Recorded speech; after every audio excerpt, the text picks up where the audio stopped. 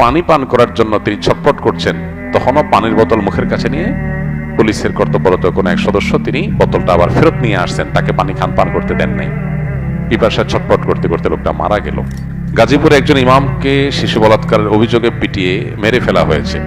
অনেকেই বলেছে আকীদাগত পার্থক্যের কারণে মেরে ফেলা হয়েছে। তার মামলা পুলিশ নিচ্ছে না, এদেশে ইমামদের জীবনের মূল্য কি নেই? তাহলে এই ঘটনা আমারও চোখে পড়েছে এবং খুবই অবাক হয়েছি এবং কষ্ট পেয়েছি একই সঙ্গে। একজন ইমাম, তার আকীদা যাই হোক না কেন, তার চিন্তা যাই হোক না কেন, একজন আলিম, একজন সম্মানিত ইমাম, তার বিরুদ্ধে কোনো অভিযোগ উঠলে তিনি দোষী হলে 100 বার তার বিচার হবে।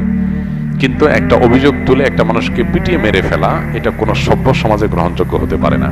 আমি অবাক হয়েছি যে অতি সম্প্রতি এ ধরনের যে সমস্ত মবের ঘটনা ঘটেছে, আইন হাতে তুলে নেওয়ার ঘটনা ঘটেছে, সেগুলোতে যারা সরব ছিল সেই মানুষগুলো এই ঘটনায় পরিপূর্ণ নীরব। তাদের মুখ থেকে কোনো আওয়াজ আমরা শুনতে পাই নাই। কি কারণে? কারণ এখানে নিহত লোকটা একজন ইমাম, সেজন্য নিহত লোকটা একজন আলেম, সেজন্য। এই যদি হয় আমাদের সমাজের অবস্থা, তাহলে এই সমাজের জন্য কোনো কল্যাণ অপেক্ষা করছে না। যারা অন্যান্য মবের বিরুদ্ধে সোচ্চার ছিলেন, এখানে এই মবের সাথে যারা জড়িত তাদের বিরুদ্ধে সবাই সোচ্চার থাকা কর্তব্য।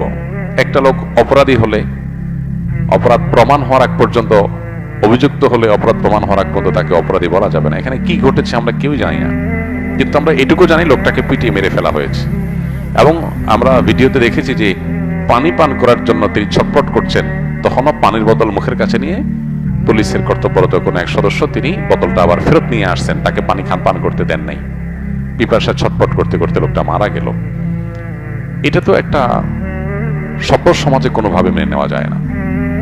একজন মানুষ, তিনি যদি অপরাধীও হন, পানি পান করতে চাইবে, তাকে পানি পান করতে দিবেন না, তাকে মেরে ফেলবেন। এটার সুষ্ঠু তদন্ত এবং বিচার দাবি করছি আমরা। অপরাধীদেরকে খুঁজে বের করে দৃষ্টান্তমূলক শাস্তি হোক।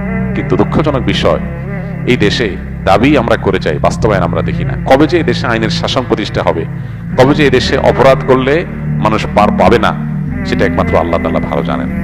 আমরা স্বপ্ন দেখি এক এক সময়, এক একজনকে নিয়ে, এক এক গ্রুপকে নিয়ে, কিন্তু তারা আমাদের সেই স্বপ্নগুলোকে ধুলির সাথে মিশিয়ে দেয়। আল্লাহ তাআলা এই দেশে মানুষের প্রতি রহম করুন, করুণা করুন। আমরা যেন এই দেশে সুশাসন পাই, সেরকম নেতৃত্ব, সেরকম লোক, সেরকম পরিবেশ আল্লাহ তাআলা আমাদেরকে মেহেরবানি করে, দয়া করে, অনুগ্রহ করে, ভিক্ষাস্বরূপ আল্লাহ যেন আমাদেরকে দান করেন।